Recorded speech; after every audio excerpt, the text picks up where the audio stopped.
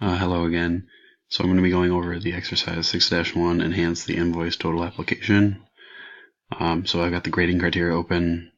So the first thing it's asking is for this exercise, create the new function, which would be the get discount %, and then modify the click event. So we gotta call that sub function, and then also create the event handler to clear all the boxes.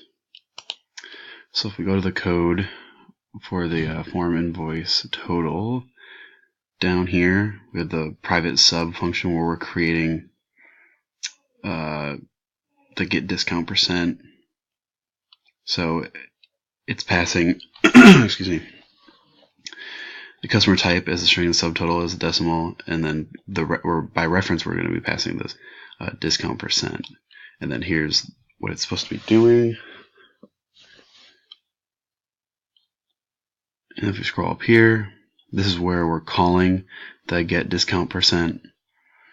And here's all the stuff we're passing here is the text box customer type dot text subtotal and discount %.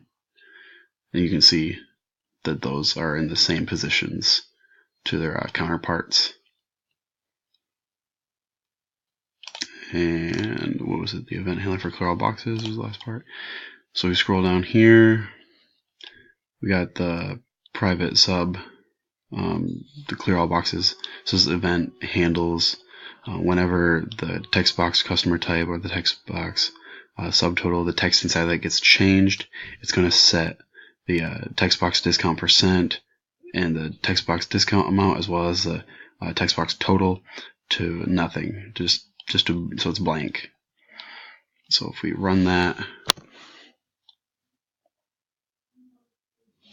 so to show you that it still works, I'll do like customer type R, and we'll do like 100 and hit enter.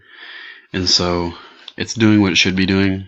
So here, if the customer type is R, and right here, this one, if the subtotal is equal to 100, which it is, it should be a 10% discount, which it is.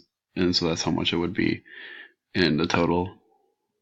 And so if we change this like that, it's going to change these to the blank or like nothing, like what down here it's saying it should be doing.